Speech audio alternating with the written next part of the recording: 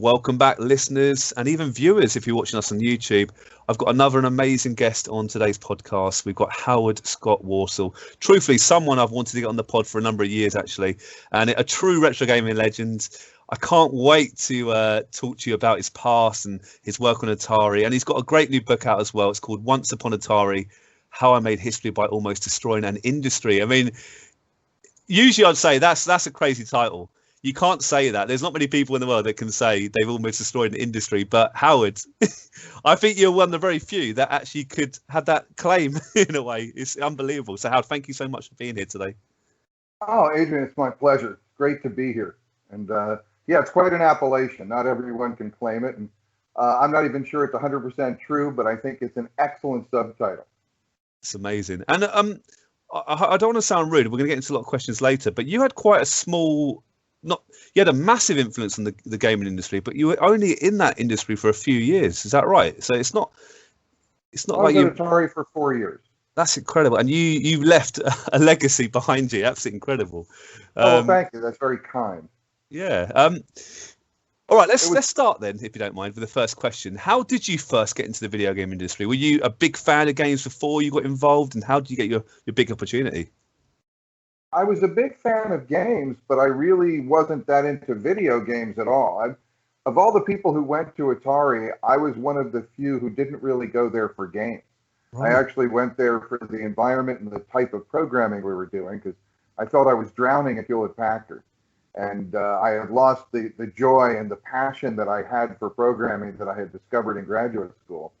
And I found out Atari did the kind of real-time control programming that I really enjoyed doing, under really tight constraints in a really challenging environment. Also, it was a crazy and wacky environment because I was a real zoo case at Hewlett Packard, because I was much more rambunctious and flamboyant than most people who work at Hewlett Packard were. And I heard that Atari was a place where things were a little more wild. I didn't really anticipate that I was going to be a zoo case there too. I could really cut loose there. And like you said, I mean, I did a number of groundbreaking things, I believe, because that was always my goal. I don't want to just show up somewhere. I want to really make a difference. I want to do something. And most specifically, I always like to do something no one's done before. And because I always think in terms of what's not here as opposed to what is. And Atari was a brilliant place for me to go and do exactly that. And so, yeah, I was only there for a few years, but I hope some of the things that I did and some of the innovations that I created lasted and inspired others. Yeah, I'd agree with that completely. I mean, how would you describe, when did you join Atari? Do you remember the exact date? Was it early 80s? Is that right? It was January 12th, 1981. That's really specific. I love that. What was it like then in those first few months? You said that, you know, you heard it was pretty crazy atmosphere. And what was it like, though, compared to your previous job? Any stories you can share, for example? Well, absolutely. I mean, you know, there's nearly a whole chapter in my book that's devoted to my first day at Atari, because my first day was unbelievable. Except by the end of it, I not only believed it, but I loved it. It was an amazing experience, because it started off with me showing up and going over to HR and getting, you know, like doing paperwork and in a very mundane way that any job goes. Yeah. And then returning to where I was going to work, where I saw people playing games and acting out in the hallway, people talking in strange languages, people talking to themselves, actually. Really? Nowadays, it's not unusual to see someone talking to themselves, because a lot of people have cell phones with very discreet earpods or things like that. So it's someone talking to themselves now is almost a sign of status, because they obviously have some sort of a cell connection. Back in my day, it was someone walking down the hallway talking to themselves was a sign of mental illness. So it was quite an interesting environment. And I guess one of the highlights of the first day was during the interview process, it was made clear to me that drugs were a big part of the environment, in particular marijuana. Wow. And so, and I was okay with that. In fact, I wanted to be, you know, a good guest, a considerate guest. So I brought a joint with me on my first day, just in case. Yeah. And towards the end of the day, Todd Fry, the guy who did 2600 Pac-Man, was the room I was first assigned to. And towards the end of the day, he comes blowing into the room while I was reading some manuals and slams the door shut and just takes a look at me and he says, I'm gonna get high now, so if you don't want to be around this, you should go. You should just get out of here. Todd is a very frank and blunt individual. Yeah. And I said to him, I said, well, actually, I said, I kind of brought my own offering. I said, I'd be happy to join you. And he just took a look at me and he pulled out a bag of what looked like some pretty amazing stuff. And he just said, he goes, no offense. He goes, but I'm going to smoke some real stuff. and he proceeded to roll up a fatty and invited me to join him in that. And I realized at that point I was going to have to up my game on many levels because he wasn't really the pot snob I thought he was at first. He was a connoisseur, and it was quite an interesting first day at work. He's been on the podcast before. He didn't mention any of this, to be fair, if I'm being honest. But I mean, the whole Sword Quest story I find unbelievable. I don't know if you were involved. He was doing that at that particular time, but that was unbelievable, wasn't it? Part of gaming history. Absolutely. I was involved in some of the early conceptualization of it, but Todd really, that was his baby, and he carried it through, came up with a brilliant design to cover 4-game span on some very esoteric and broad sweeping topics and themes. It was pretty impressive, conceptually where they were going, what they were trying to do when they added the bejeweled quest objectives. Amazing. That was sensational. Yeah. But let's talk about your first game. Again, if I'm wrong, just correct me, Howard, but Yars Revenge, I think it was your first game, and it really did make a massive impact. Is that right, yeah? You're right about that. Good one. Were you given full reign? Did you think of the game completely? How much freedom were you given? And can you give us some idea about the development of that game in your own words? So Yars Revenge wasn't Yars Revenge till the very end. What it was originally was an assignment of a coin-op conversion called Star Castle. So it's pretty widely known that I was supposed to do Star Castle, and I had to beg my way into Atari. Atari originally didn't want to hire me. They had rejected me. They told me, forget it, because they thought I was too straight to work at Atari, which was that became a very big joke later on, but it wasn't that funny initially. But I did beg my way in, and I took a cut in pay and went on probation to be able to work at Atari. And so there I am on probation. They give me my first assignment after a day or two, and it's a coin-op conversion. I'd read the manual on the 2600, and I didn't know everything about it at that point, but I understood it well enough to realize that this was going to suck. This was just going to suck. And I could not afford to have my first game suck. It was just super important to me to do something really of note with my first game. So I went to my manager and I just told him straight out, I said, look, this is going to suck. I think this game is really going to suck on the 2600. It's a vector graphics game, and the one thing the 2600 does not do is simulate vector graphics well at all. And the vector aspect was really integrated into the design. So I just said, look, this game isn't going to work, but here's something I can do. I can adapt some of the aspects of the gameplay and reconfigure it into something. And I didn't just say I don't want to do it. I had a proposal for an alternate gameplay that I thought would be kind of cool. And to his credit, he said, okay, go for it. So there wasn't a lot of freedom at that point. Had this been 6 months or a year later, I don't know that I would have had that freedom. Right. But it was just the right place, right time. And so I was able to blow off a coin-op conversion and do my own game.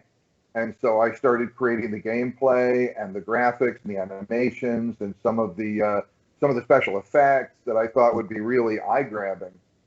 Because that's what I wanted. I wanted to do something that was a visual feast for sure. Yeah. And what I had initially in the development was really something that was eye-popping and was really horrible to play.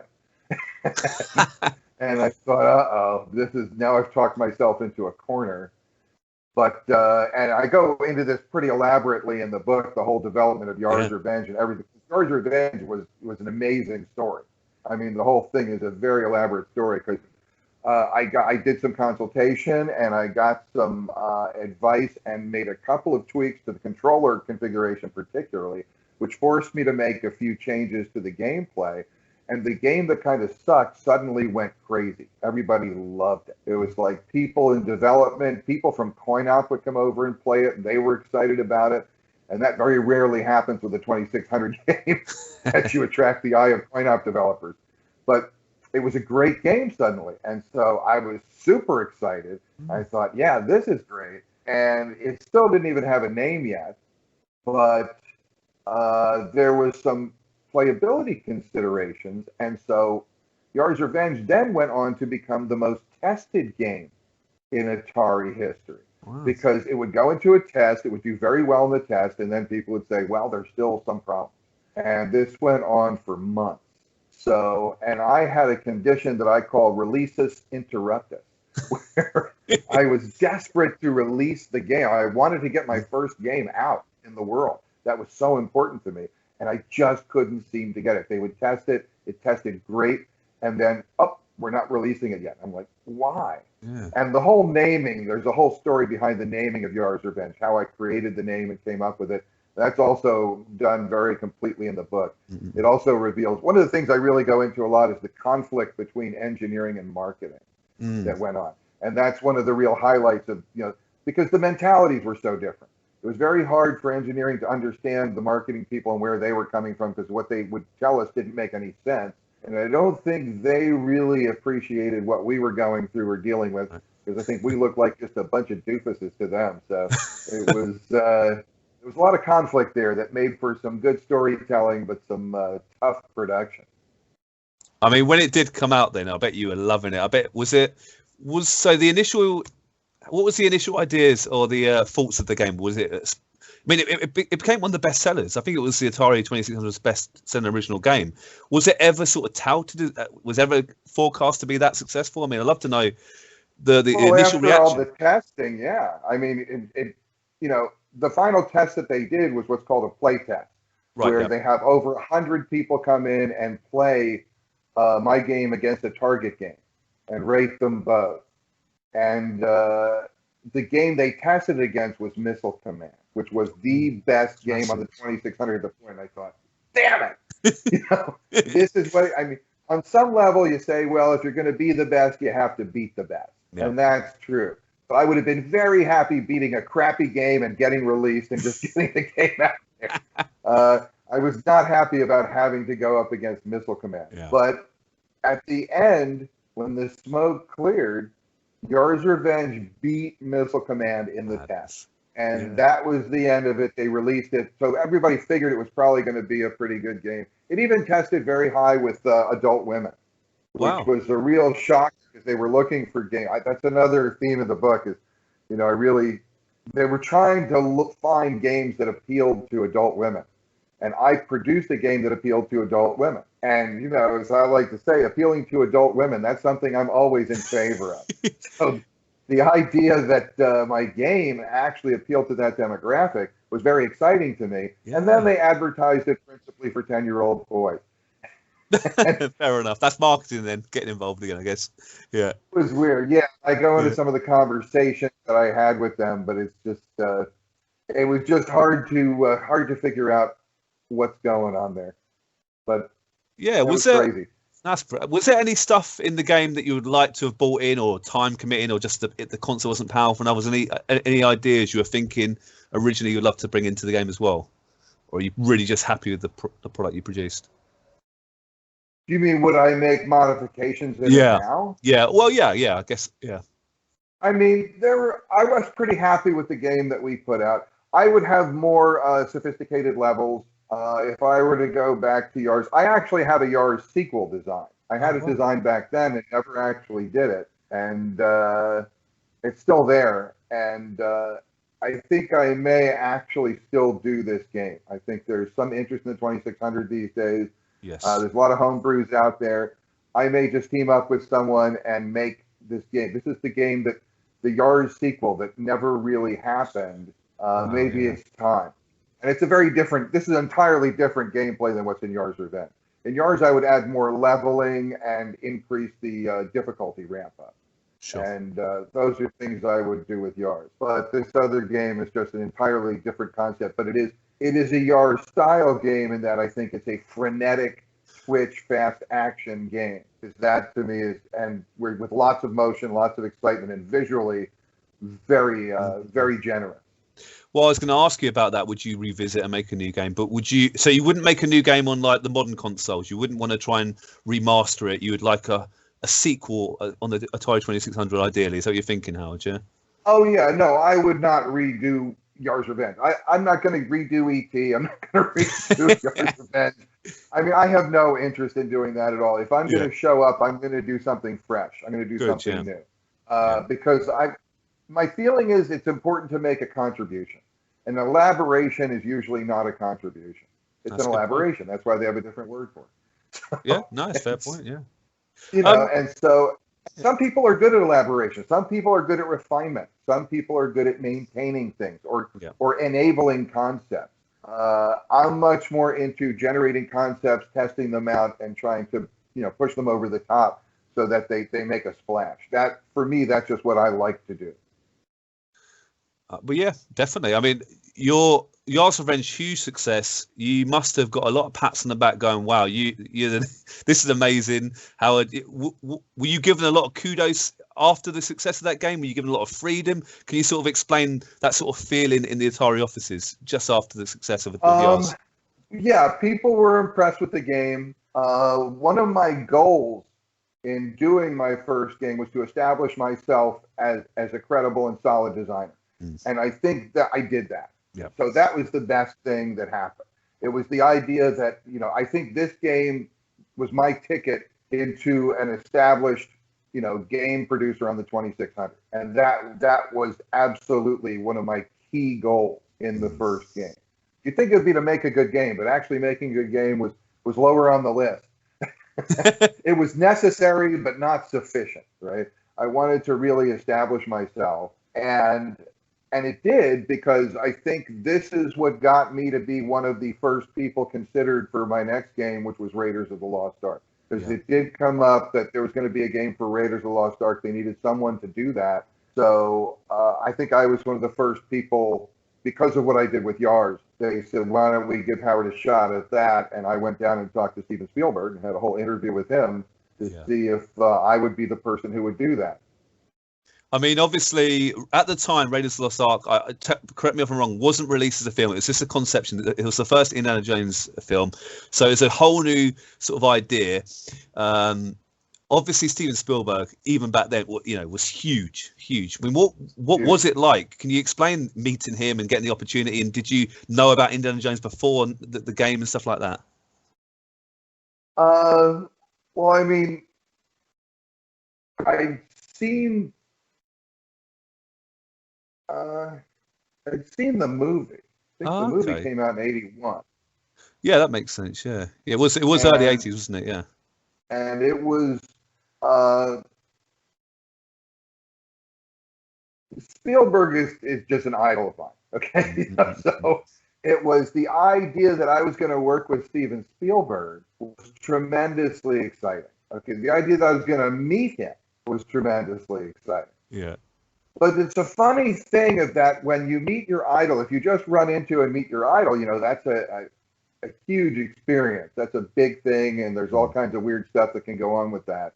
But when you meet your idol because you're being interviewed by them, or you have to do a job for them or do some work for them, it's a different thing, because it's like this exciting opportunity to meet someone. It's also a job interview.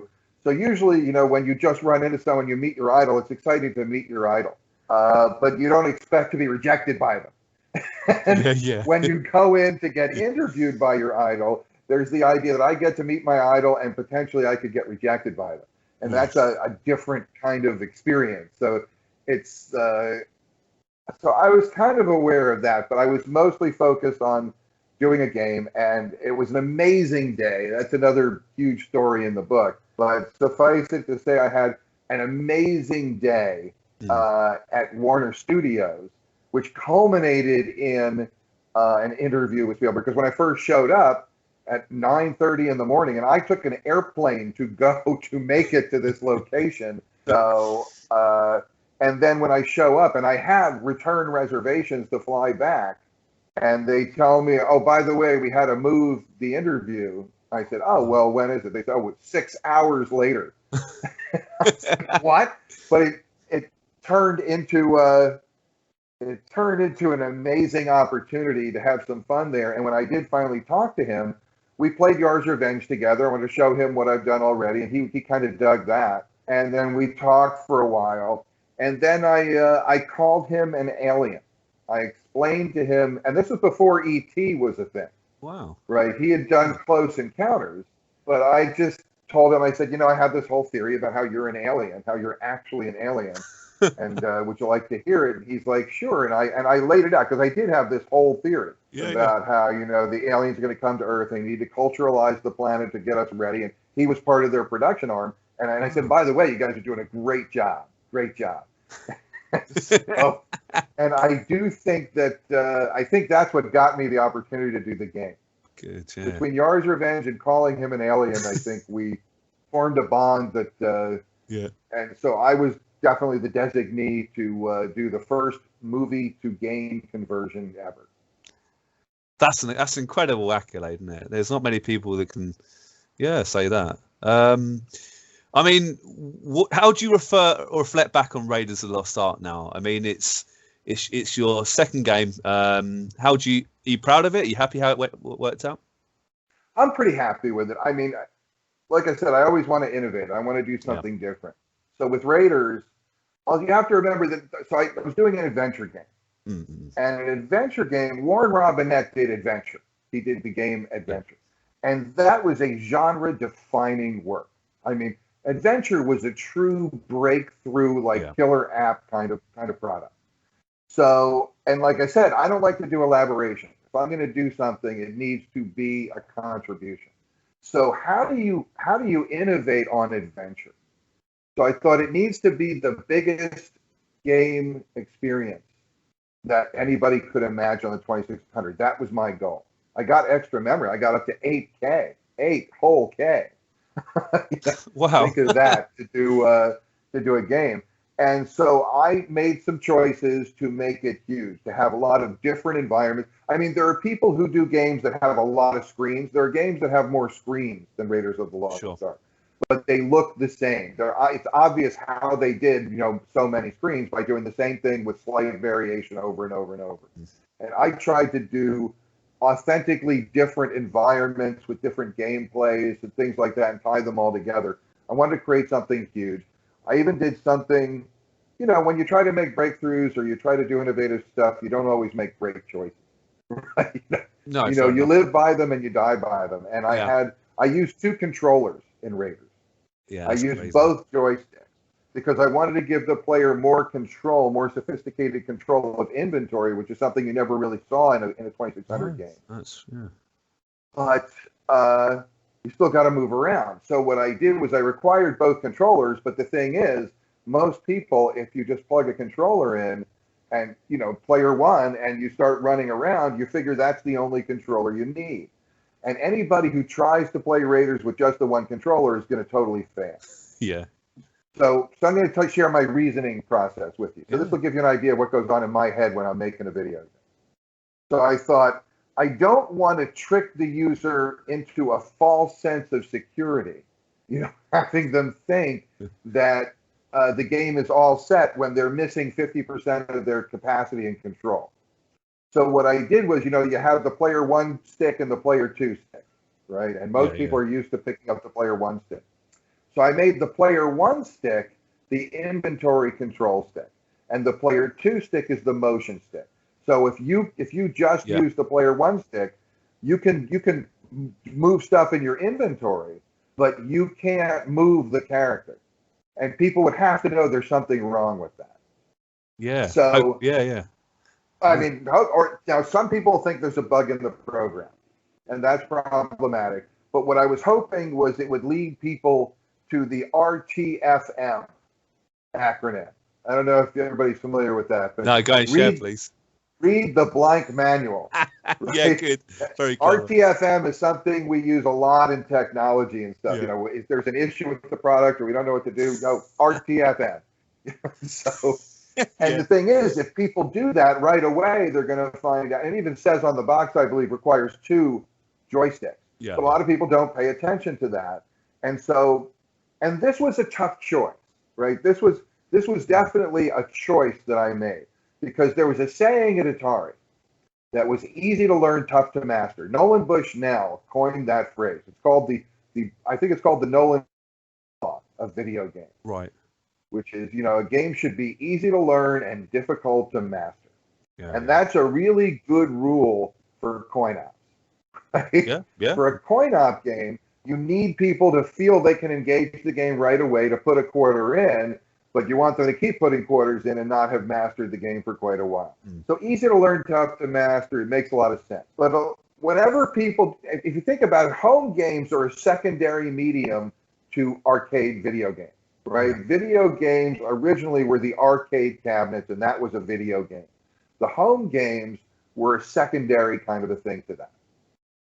So whenever you have a secondary or a next level, you know, the subsequent media, the first thing they do is they copy the successes of the previous media. And if you think about it, all the initial VCS games were, for the most part, copies of coin-op games. Yeah. And that's what we did. And that went on to be something that went on forever, right? I mean, it's one of the first things you want to do with a home console is deliver the arcade experience.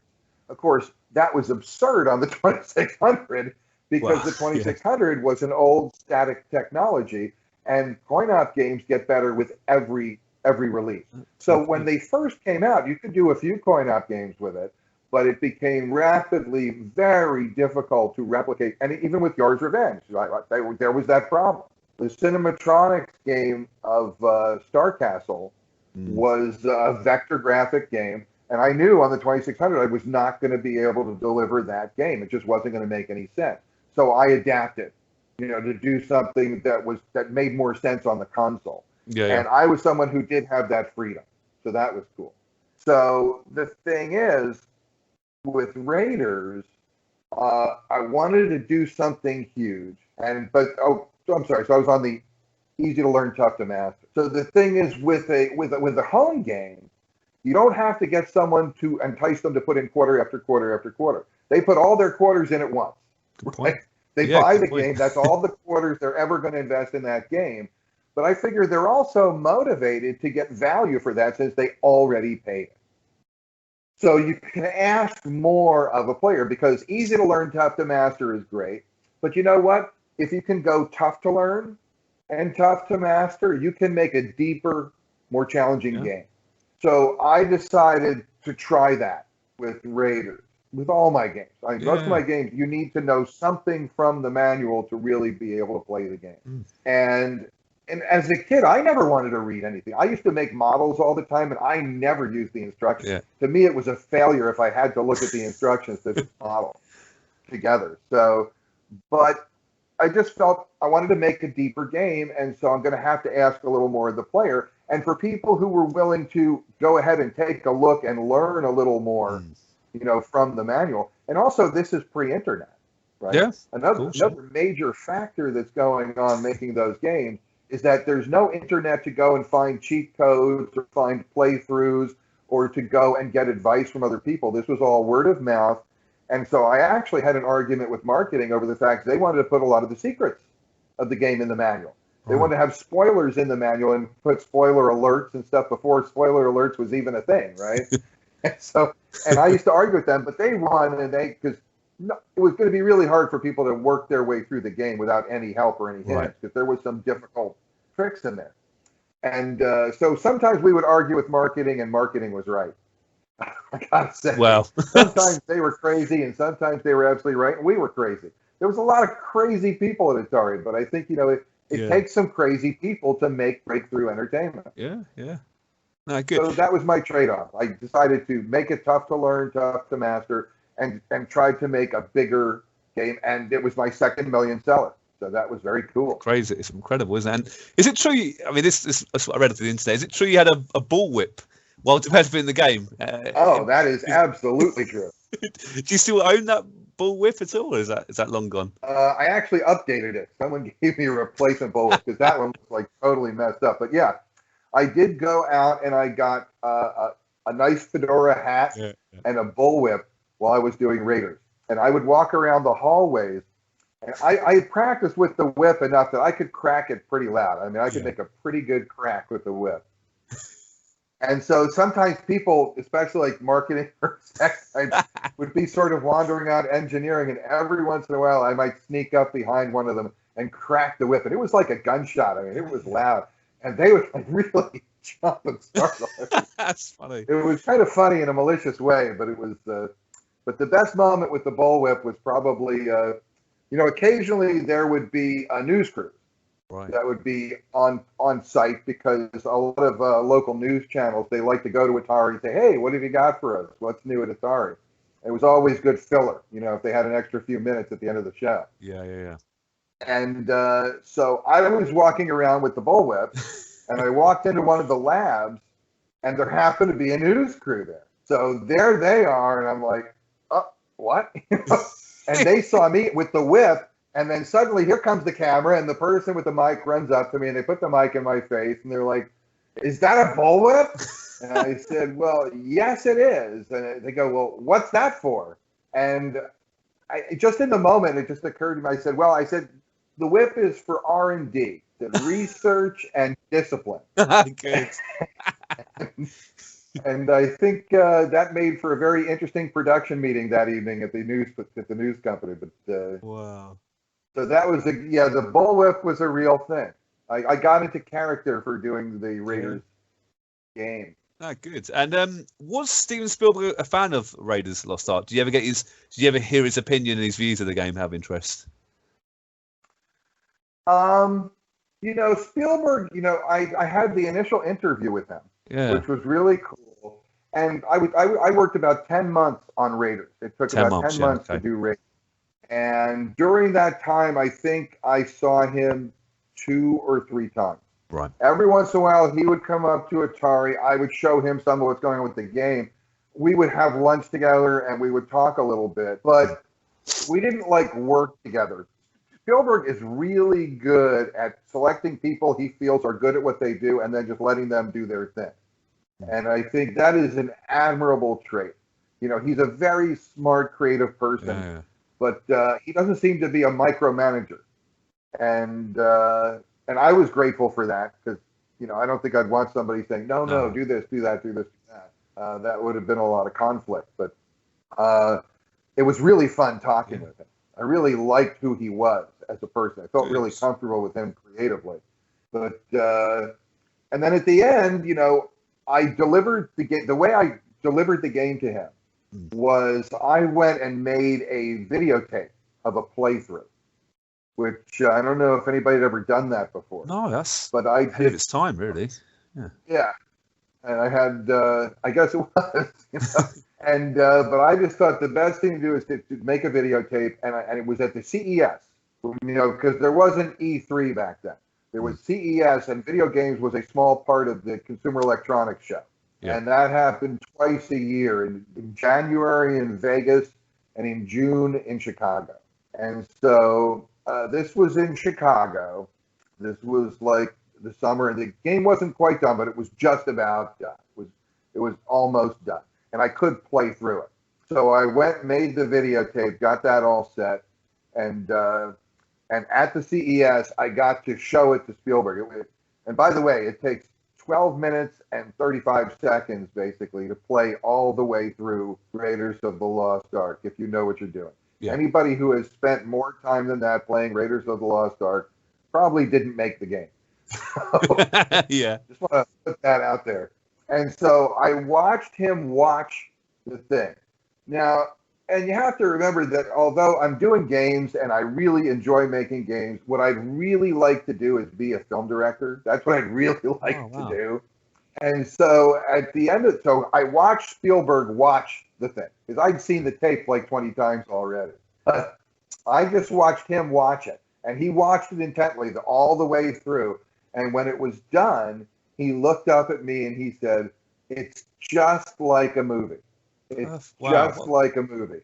And my mind soared. I just loved it. I just thought, holy cow, Steven Spielberg feels that the game I made for his movie feels like a movie. That's the best thing I could have possibly heard.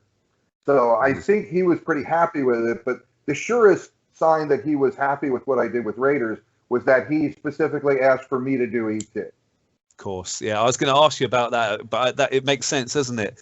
Before we talk about ET, I know that's a really interesting part of your career. Are you a fan of the Indiana Jones movies? And if so, what's your favorite one? You got a favorite? I am a fan of the movies, but I think the first one, Raiders of the Lost Ark, is my favorite.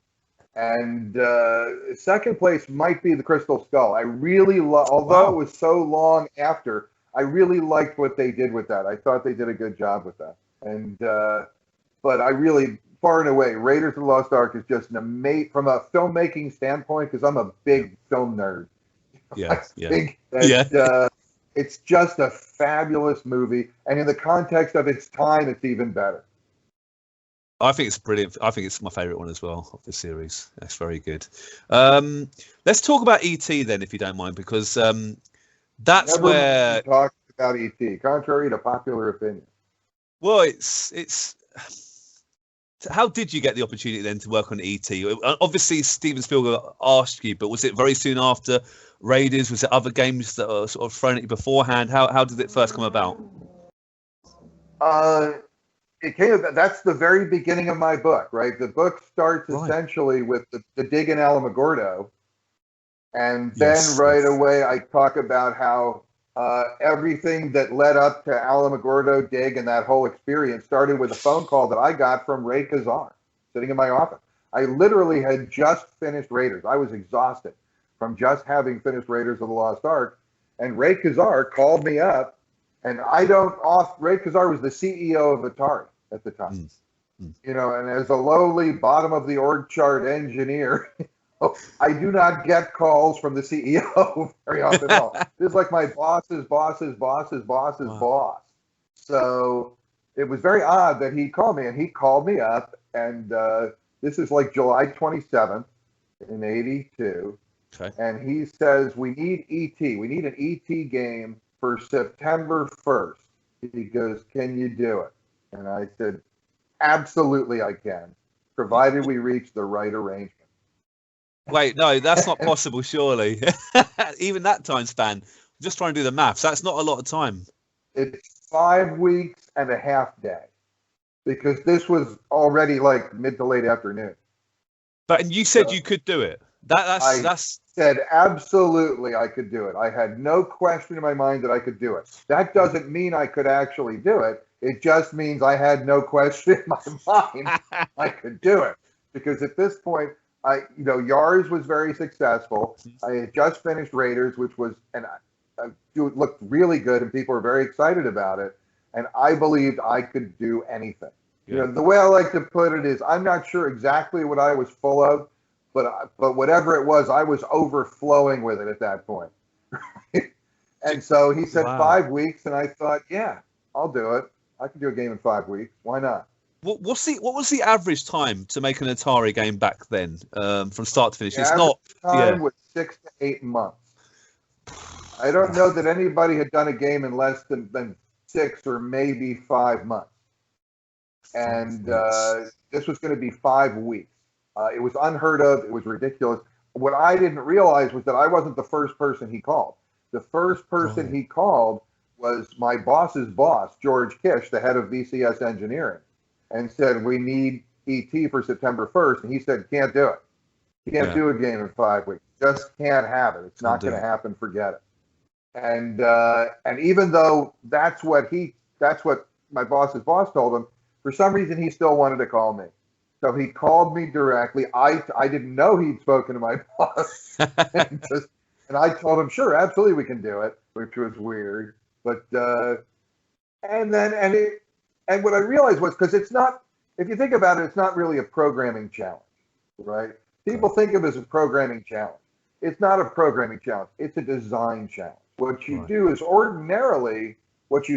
is you start programming a game with a vague concept, and you elaborate it, and you work on it, and you bang on it, and you play with it, and you try different things, and you eventually arrive at a game. And the idea is you're going to work for like 6 months, and you're going to hope that at the end of that you come out with something fun. But you're going to keep working on it until you have something that's fun.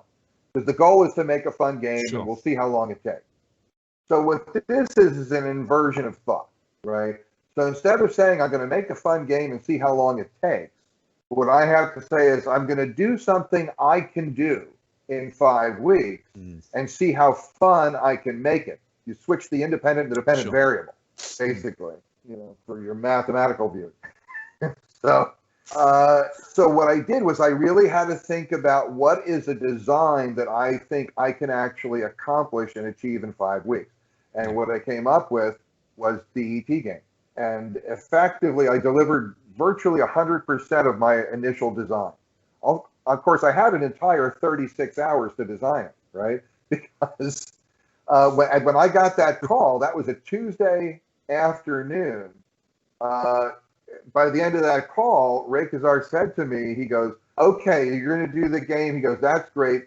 There's going to be a Learjet waiting for you at San Jose Airport Thursday morning at 8 a.m. Be on it. And you're going to come down and present the design to Spielberg. So I found out on a Tuesday afternoon that I have until Thursday morning to fly down and present a cohesive design to Spielberg. And it was like, but of course, if you only have 5 weeks to do the game, you better not take a lot more than 36 hours to design the game. So I did what I did. I was confident that I could do it. Yeah. I would never have sworn it's going to be a great game, but I was confident I could deliver a completed, finished, playable game in that time, and I did. I don't want to sound negative. Were you overconfident? Do you look back now and feel like that was too much to take on looking back, or how do you reflect? Or are you proud of yourself for taking on that challenge? I mean, it sounds quite incredible, really. Honestly, I am. I am proud of myself for taking on that challenge. And at the same time, no, 5 weeks is not really enough time to make a solid game. I think E.T. is a very playable game. It's, there's a lot of people. I mean, in retrospect, if you look over all the criticisms, it's known widely as the worst game of all time. Yeah, it is. Yeah, I'm not shy about that. I don't feel bad about that. In fact, I kind of love it when people do identify it that way. But there are large factions of people who are familiar with the game, understand the game, who love the game. Yeah. So it has its detractors, it has its fans, as do most games. But E.T. also got a dose of media attention that not many games get. Yeah. And it had a level of expectation that's very different from what most games do. Yeah. Right? When you do a game like Raiders of the Lost Ark, Raiders is a straightforward action movie. It has a very credible action through line, and making a game from something like Raiders makes sense because it has a very natural progression. Yeah. E.T. is not really an action-adventure movie. E.T. is an emotional tone movie. And how do you translate emotional tone into action gaming? That doesn't really make sense. So people knew they loved the experience of the movie, expected to love the experience of the game, but had no idea what the game maybe should be or might be, or what's going on with it. Yeah. And the other problem is, even though I only had 5 weeks, I still needed to do something groundbreaking. I wanted to do something innovative with E.T. because that's just who I am. Because I have no time doesn't mean I can't innovate. I'm sorry. Go ahead. Yeah. No, I was going to say you could have reskinned an old game or got assets possible. I'm just trying to think what you could have done maybe to cut corners, but you weren't prepared to do that. No, fair enough. No, and it was also, I mean, there's the classic line that Spielberg had said to me after I presented the whole design and laid it out for him. He goes, couldn't you do something more like Pac-Man? Which launched a fireworks display in my head. Like, what? Spielberg, like one of the most innovative directors of all time, wants me to do a knockoff for his movie. Yeah. And but I never said anything like that. I just explained to him we need to go this way for a number of reasons, and also it was just an innovative movie needs an innovative game. But the truth is, a Pac-Man-like game, even if I borrowed a kernel or something like that, it takes time to tune. To do something that's really going to be playable, you need to tune it, and you need time to tune it. I knew I wasn't going to have time to tune anything because it was all going to be development time. Yeah. So I talked him into going with the design that I had instead of a Pac-Man knockoff, and maybe that wouldn't have been a bad idea, but I don't think I could have delivered as high quality a game as I did in that sort of thing. I need to do something that I felt was simple, was tunable within the time that I had. But so I am proud of what I did. I am happy with what I delivered in that time frame. I also believe it's not enough time. Yeah. And I think if I would have had another week, I could have made a significantly cleaner game. Sure. Although there are a lot of things in the game that were there intentionally that people thought were bugs that were not bugs. What I didn't count on was that Jerome, my friend who passed away a few years ago, actually. Sorry to hear that. Yeah, me too. He was a very cool guy and my friend for many, many, many years. Yeah. But he did such a great job with the graphics that was one of the problems with the game. Because the graphics were so realistic to people from what they're used to on the 2600, that I think they expected things to work like actual physics might work in the world. So if you touch a well with your head, ordinarily you wouldn't fall in, right? You should touch it with your feet to fall in. But in gameplay, it's just, if a pixel touches a pixel, that's part of the gameplay. And I adjusted the distance between things to make it challenging to navigate the game, and that was part of the gameplay. That was because I needed some gameplay. And so people didn't take it that way. They looked at things that were actually the way they were supposed to be, and people thought it's a bug in the collision detect. There's no bugs. There's no bugs in the collision detect of ET because it's all hardware collision detect. It's all there. Yeah. So, but the fact is, it's both true that I'm happy with what I delivered. I'm glad that I took the challenge on. And it was not enough time. And, it's not a great game. I think it's a good game. It's a solid game. It's a complete game. Yeah. But I don't argue with players if they say they don't like something. I never argue with a player who says they don't like it. What's interesting about ET is for all the people who talk about what a horrible game it is, what I always ask people is, have you played it? And it's amazing how many people want to tell me it's a horrible game but have never played it. Yeah. So that's interesting. But the whole story is right here. Right here. I spent years creating this because I wrote this book because I did not want to make the mistake. It took me 2 years of writing to do this book, and that was on top of a couple of years of collecting notes and organizing thoughts and things like that. Because a lot of times people or even publishers or people wanted me to cut this short. They wanted to say, why don't you just finish it off, get it done? And what I kept saying was, I'm not going to make the mistake with this book that I did with the game. Which would be ironic. The time it takes. Yeah, I just wanted to make it good. I think it's I'm very happy with this book because I think it does tell a lot of stories, a lot of behind the scenes stories, a lot of secrets revealed about what went on at Atari and why the video game market crashed in the United States in the early 80s. And it wasn't just because of a lot of crap. That was a major contributor, but it was really about the attitudes and the infighting and the things that went on about people who don't really know how to manage entertainment, managing entertainment. And it was, and that was a problem. And it also covers my life moving on to things like all my other careers. I had other jobs in video games, what it was like getting out of games for over a decade and then coming back in and seeing the difference between what gaming was and what gaming had become, and ultimately becoming a psychotherapist, which I'm now a practicing psychotherapist in California.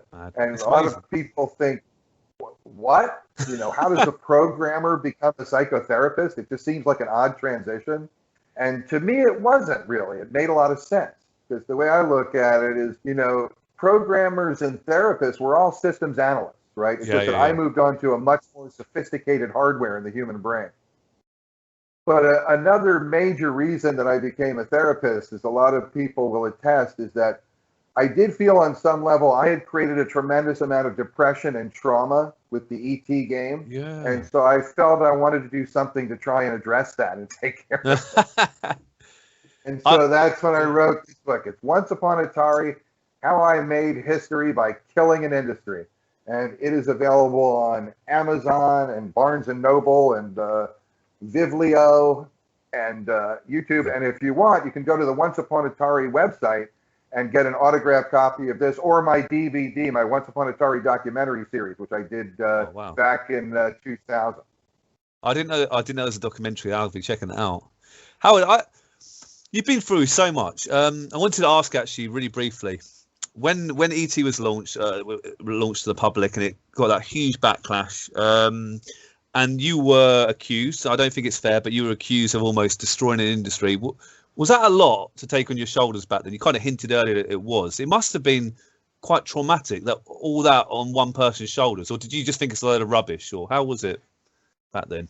I mean, it's a really good question, and it's an interesting question. And so there's a number of ways that I come to this. Okay. Yeah. I mean, one thing you have to consider also is that the idea of worst game of all time didn't occur until there was an all time. When I did ET, it was still the dawning of video games. There was no all time. So everything was a newie. There were no oldies, right? And the concept of worst game of all time didn't happen until into the 90s and didn't really gain steam until the internet really started becoming a thing, which was about mid-90s to late 90s. So it was a long time after I did the game before I really started to face this kind of criticism. Sure, yeah. But when it came out, it stung a little at first. But to tell you the truth, the way I tend to deal with adversity is frequently with reflection and humor. Yeah. Because you wouldn't know it to talk to me, but I'm a fairly amusing individual. No, I believe you. And so what I would tell people, because this is the way I felt about it, was, people would tell me, oh, it's not really the worst game. It's not really the worst game. And I agree. There's no way that ET is actually the worst game ever done on the VCS. There were some horrible, horrible games that were done on the VCS. But I prefer it when people do call it the worst game on the VCS. I really do. I like holding that badge because, first of all, it's a distinction. Yeah, that's true. And secondly, I did Yars Revenge also, and Yars Revenge is frequently cited as one of the best games on the 2600 by far. Yeah. So as long as ET is the worst, I have the greatest range of any designer in history. Wow, and I'm very proud to hold that distinction. So that's one way that I've learned to deal with it and to accommodate it. Yeah, that's amazing. Are you a fan of the ET the movie now, or do you watch that and go, I can't? It brings back too many memories, or how do you? Oh no, I don't have any negative associations with it. I love the movie. I've watched it recently. It's just a fun movie. It's a beautiful movie. It's a very touching. And when I watch that movie, I don't have that association. I don't have any negative association with it. The movie that's hard for me to watch sometimes is Atari Game Over. I was going to ask that. Yeah. The movie about the dig, right? Because it's not that it's hard to watch. I mean, in some ways, that movie was a real vindication. I think it was one of the first times I've heard a real true telling of the whole circumstance and everything that went on. It really tells the truth about the whole situation. But there's a part in the movie where when the games come up out of the ground, and one of the great things about ET, remember I told you I always want to be groundbreaking. I always want to do some breakthrough stuff in every game. And even with ET was the first game that had a three-dimensional world that you played on, right? Because you're on a cube. Nobody else had done that before. It also is one of the first games, I think, that has context-dependent power-ups. Right? If you think about it, you go to different zones to have different powers. I don't think people had done that in a game before. So there were some very significant new things that I did in it. But the thing that was really significant was when they actually found those games at the dig, what I realized was that my ET game had broken ground in an entirely different way that I had never anticipated before. It literally came up through the ground. So did you know about this? Did you know about this documentary was in the works? Did you know it was happening? And I mean, I didn't at first. That's another thing. I actually cover the whole thing with the making of that movie in the book, and it's like I had been getting whispers of it. Every once in a while, people would say, "Hey, there's some people making a documentary. This thing's going on. Have they talked to you? Have they talked to you?" People from all over the web were emailing me. Saying, Have you heard about that? I hadn't heard anything. And then one day, finally, Zach Penn called me up, who's the director. Yeah. And we chatted, talked, and then we talked some more, and then they started to shoot interviews with me, and then and it became a bigger and a bigger and a bigger story. Amazing. But the thing is, when I watch that movie, there's a point at the end where they find the games, and then they want to know what my reaction is. Yeah, yeah, yeah. And I actually get very emotional. I get emotional now just thinking about it, to tell you the truth. Because, and every time I watch the movie, I get choked up at exactly the same place. Yeah. Because I do relive that. Because what it meant to me, see, one of the ways I look at games is as a piece of media, right? It's producing a piece of broadcast media. Now, you understand broadcast media, right? Yeah. We're doing a podcast, right? Yeah, yeah. So, and it's the way I look at the goal of broadcast media, like if it's really good, what it does is it informs, it entertains, and it generates social discourse. I think that's about all you could really ask of a piece of broadcast media. Yeah. And what I saw in that moment when this game came up, and there were hundreds of people gathered around cheering and excited and going crazy. And in that moment, I realized here's this thing that I did well over 30 years before. Yeah. This 8K of computer code that I had written. And look at it's still generating excitement and news and entertainment. And there were people from all over the world covering this event. I mean, it was still a topic. It was still there. And people were excited. And it was this big focus. I realized something that I did that long ago is still entertaining people. It's still creating experiences for them. And it was overwhelming to me because I thought, as a producer of entertainment, I felt I truly succeed in this instance. And that was deeply meaningful to me. It still is. It's a great documentary. I really enjoyed watching it. I think it's very well made. Did you believe the rumors? I know obviously the rumors turned out to be true, that a lot of your games and other games were initially buried there, or a lot of people thought it was a myth, an urban legend. But did you actually did you know already where they were buried or not? I did not. I never believed it. I believed it. I always thought it was absurd. Yeah. If you think about it, so Atari was a company that was hemorrhaging money, that was really in the downturn, was in desperate straits. And it cost to take a bunch of inventory out into the desert and bury it and cement it over and run tractors over it at the time with the Teamsters and unions and things like that. That's expensive. That costs a lot of money. So if you have all this stuff that's that worthless and you're going to spend money to get rid of it, why not cannibalize it and use the resources to make new product that might sell? It just seemed like an absurd thing to do, because the legend was that they had buried millions of ET cards. The truth of it that got exposed was that it wasn't just ET cards. It was all kinds of cards. There were cards of every kind. In fact, all three of my games were there, and every other game. So it was a warehouse dump. They were clearing space out of a warehouse to make room for something else, and that's what they were doing. So the legend was both right and wrong. There were ET games there, but it wasn't about hiding ET. It was about emptying a warehouse. Have you got a copy of one of the games that's come out from the landfill? Have you? Yeah, good. Because they're worth a bit of money now, aren't they? I believe. They probably are. I can't help thinking that one that was actually owned and autographed by me would even carry more weight. I'm not selling that one. I'm holding on to that one. That one I have in a little. That was given to me by the production company in like a shadow box, and it's just really nice. And so I hang on to that. Well, I love the honest. How do you? Some people do accuse you of almost ruining the industry, the video game industry in the US, which I know we've touched upon already, but that's rubbish, isn't it? What's the main reason do you think that the industry did really fall down quite a lot in the US and sort of come back with Nintendo and Sega? What's your personal opinion? Well, this is something that I go into quite a bit in the book, right? Is what really caused the crash, and it was not ET. No. ET did not ruin the industry for mathematical and analytical reasons I go into quite elaborately. But what did, I mean, I have multiple chapters that cover exactly what happened and all the stories behind some of the things that went on and what it was. And some of them are really funny and some of them are really scary. And some of them are you just can't believe this happened. But as a simple, the way to summarize, if I had to summarize it in one line, I would say the thing that really caused the video game crash and killed the industry was that it was the first first life cycle for a video game console. It was the first product life cycle. Yeah. And in the first product life cycle, there's a lot of mistakes people make because they just don't know any better, and they're finding their way in the dark.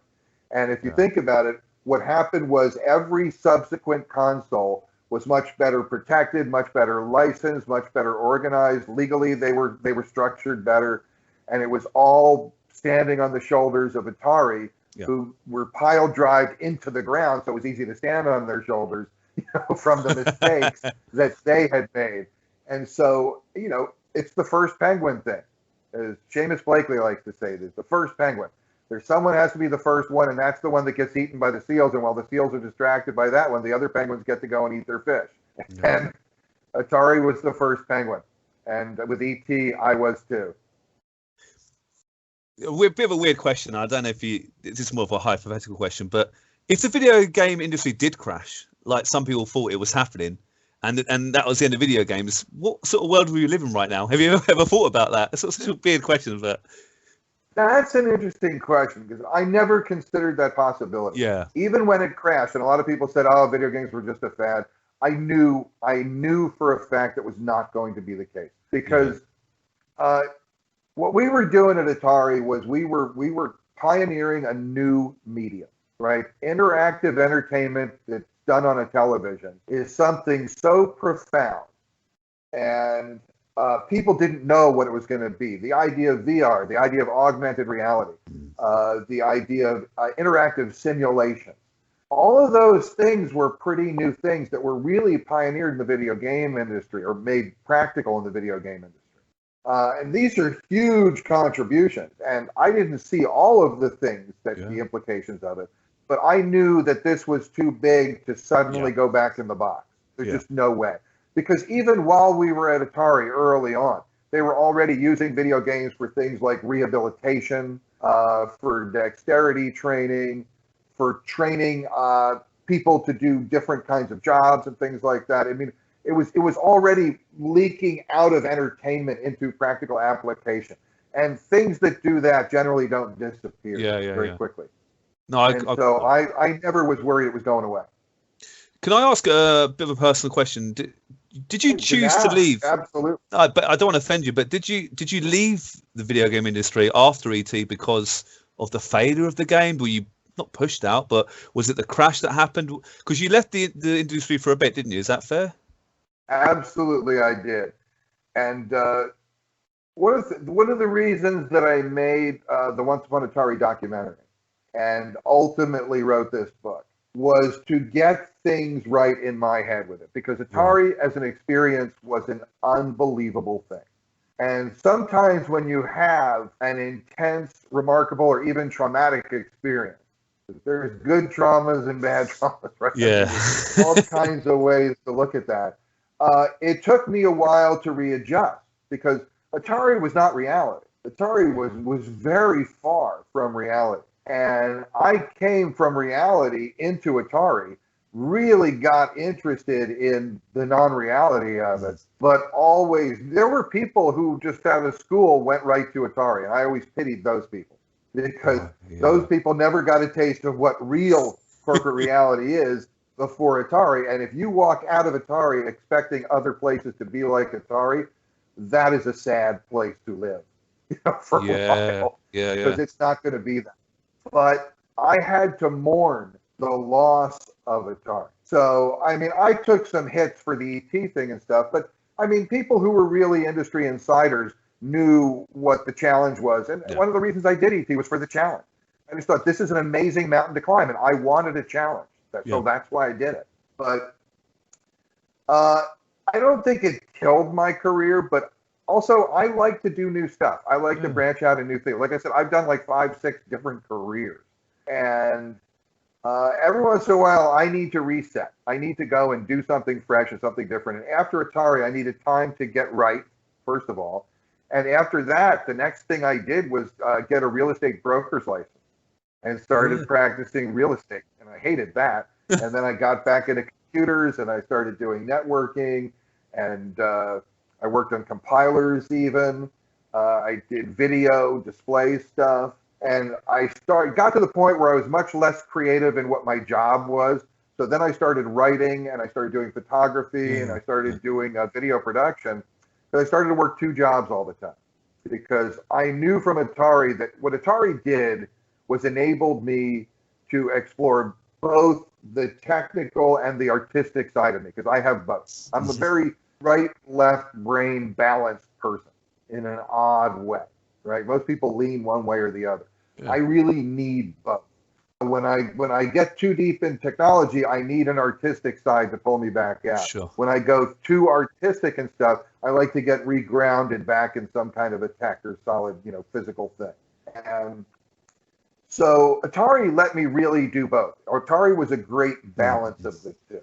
And it took me over 2 decades to find another opportunity to do that. Even when I went back into video games, I realized video game production after Atari got into larger and larger groups and teams, and it really had lost the aura and the magic for me that work of authorship holds. And so, but finding psychotherapy is something that also requires both a technique and an artistic aspect to it. And it really has reached me on that level and satisfied me. So this was coming to psychotherapy was actually a returning to doing one job that satisfies me overall in a very complete way. And in some ways, it was a coming of full circle that's kind of interesting, because with gaming has kind of come full circle. Gaming was originally one-screen games, and then it got bigger and bigger and bigger, and console gaming with the huge teams and all of this stuff. And now with handheld games and app-based gaming and stuff like that, you now have the possibility for an individual or a very small team to actually create a game once again and do it. So gaming has come back around to a single screen, how high is up kind of game experience, in addition to the monolithic console game, right? Yeah. And I've come full circle too, because the way I look at it is, back at Atari, what I did was I entertained nerds, right? But now what I'm doing is I'm literally making their lives better. Yeah, of course. And it's because I do work a lot with high-tech people and super intelligent, and it's just incredibly gratifying work, and I'm just very pleased to be doing it every day. It sounds amazing. A psychotherapist, what an incredible career. I don't know if this is a bit of a weird question, but have you ever treated any patients that have recognized you and said, I used to play your game as a kid kind of thing, or is that you keep it very separate? You can't, with my web footprint, you can't keep it totally separate. It's like, and absolutely, I've had people who come to me because I did the video game. I'm very good. I can work with a lot of teens. Like some therapists are having trouble connecting with teens, but the fact that I was a video game developer gives me some real access or cred with teens in some ways. So that's nice. But I prefer working also with adults and things like that. But there are people who I run into now who don't know initially, and then at some point they look at my website. It's like, oh, you made I love those games. I enjoy playing those games. And occasionally, people go, E.T., that's why I'm here. That's great. That must be brilliant. Let's talk about your book for a bit more. I know we mentioned it a little bit before, but is it something you've always wanted to do? Is it in the back of your mind for many, many years? You said it took you 2 years to get it finished, but was it always something you felt you had to do? It was always something I felt I could do, especially having done the documentary. Yeah. But it was something that everybody kept telling me to do. Yeah. Everywhere I go, people go, you should write the Atari book. You should write the Atari book. Other people were writing Atari books, and they were never people who actually worked in the industry. Almost never, right? You didn't see a lot of books by people who were there actually making the games and stuff, because not a lot of those people are writers. That's the truth. And so maybe it wasn't a bad decision. But a lot of the people who would write about it, I would see this from time to time. I would see things that people wrote about it, and it had various degrees of presence or function or factualness. But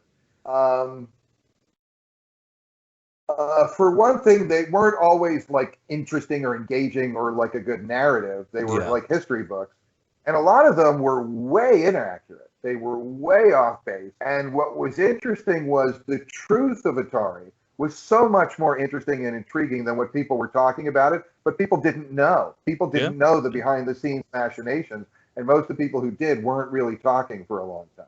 And so at one point I just thought, I gotta do this. Yeah. People, you know, had always been, I mean, we need literally to know the for truth. 20 years, 20 years, people have been saying you should write the Atari book. And I kept saying, well, I don't know how it comes out yet. And after the Atari Game Over movie came out and I saw that, I realized that made me feel complete enough with the story that I felt I could now pursue it and write it. And so then I sat down to do it, but I was working my practice full time and a lot of other things. Those were part of the reasons why it took a couple of years to do. And also, when you're writing a memoir, when you're really writing about your life, you constantly have this struggle of, should I really say that? Should I really tell the truth about that? Do I really want to do it? But I finally just came to the decision that if I don't tell the truth, there's no point in doing it in the first place. And so I kind of let go of that because I put a lot of stuff in here that, you know, it's interesting stuff, but a lot of people might read it and go, wow, if I had done that, I don't know if I would write about it. So there's a lot of that in the book. So you put your whole life on the pages. Do you think there's any stories that might upset other people, or are you happy how it's all come out? Or I know there's some stories that upset other people for sure. Fair enough. Another thing that's interesting is that some of the people, several of the people that I talk about in the book are dead. Yeah. People who died during the writing of this book, because it took me about 4 years to really go from serious concept to delivery. In that 4 year span, in my peer group, you know, you're going to catch a few flies, as they say, right? You know, it's there's a number of people who are talked about in the book who did die during the writing of the book. And to be perfectly honest with you, as that happened, I felt freer to discuss the things going on with them.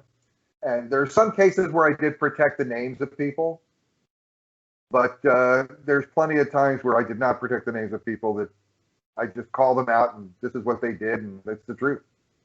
Well, I haven't. I'll be honest with you, I haven't read it yet, but it's on my. I want to get it now. Once Upon Atari sounds amazing. I've seen some good reviews. People have spoken about it very positive on social media. So, I can't recommend it myself, but I know that a lot of people love it, and I'm definitely going to get a copy of it. So awesome! I can't wait. I mean, it's a story that it's one of those stories, the ET story, and it needs to be told properly. And it's got to be from your mouth, really, to give it the proper.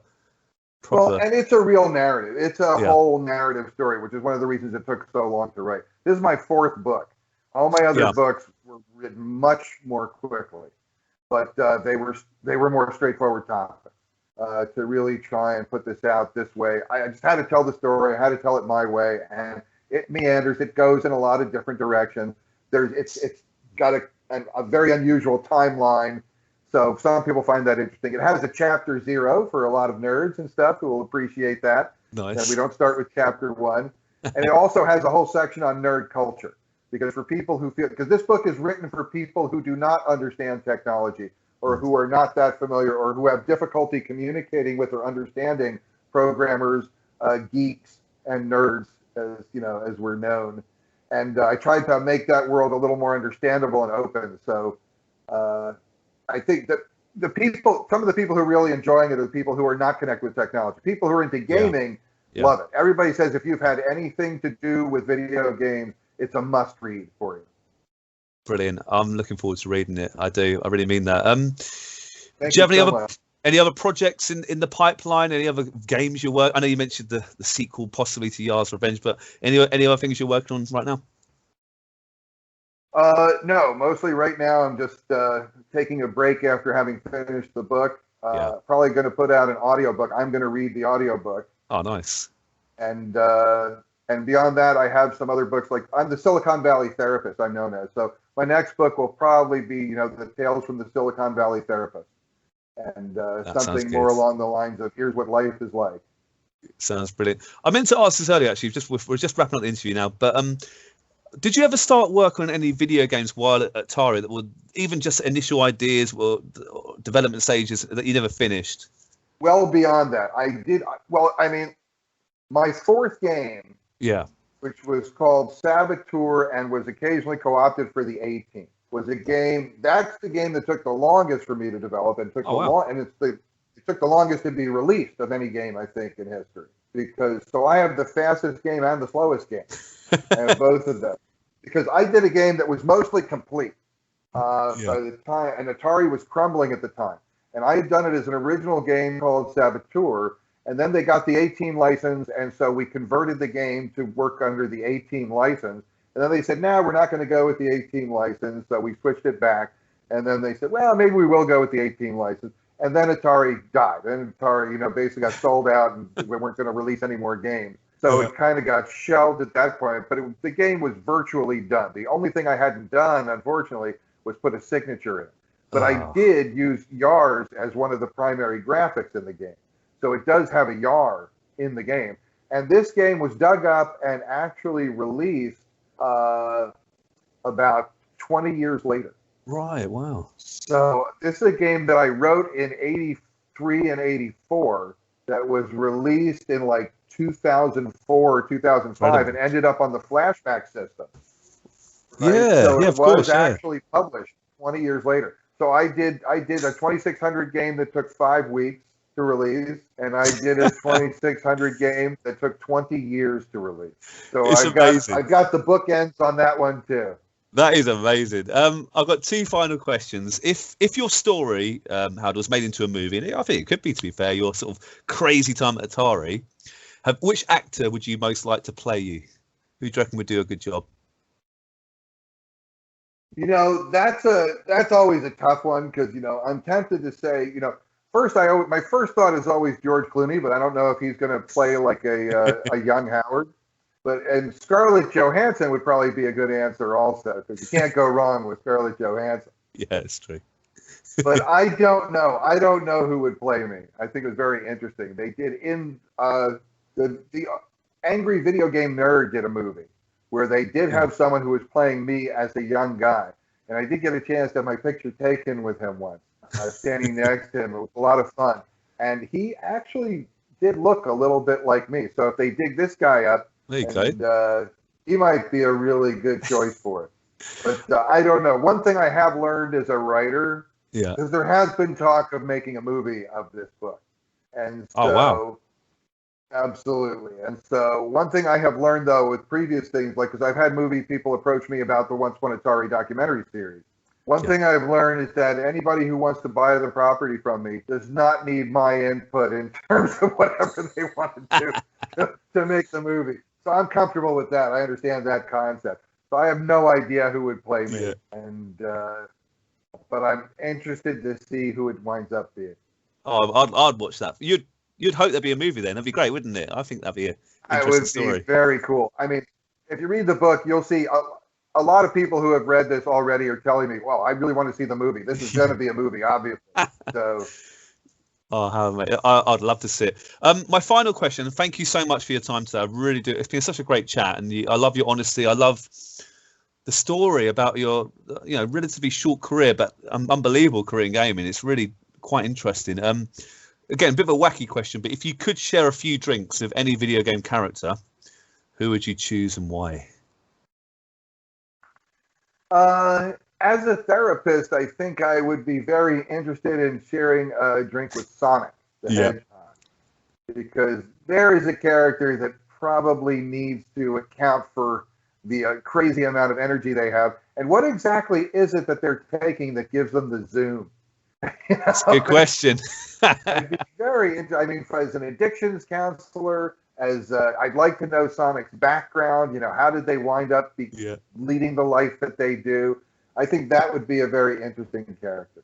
That's a really good answer. I'd love to know the truth behind Sonic and his energy as well. Look, Howard, thank you so much. We'll put links in the show notes for your book and your documentary, your website and stuff like that. So, if you want to learn more about Howard and his amazing story, please check out his book. And thank you so much for your time. I do really mean it today. Thank you.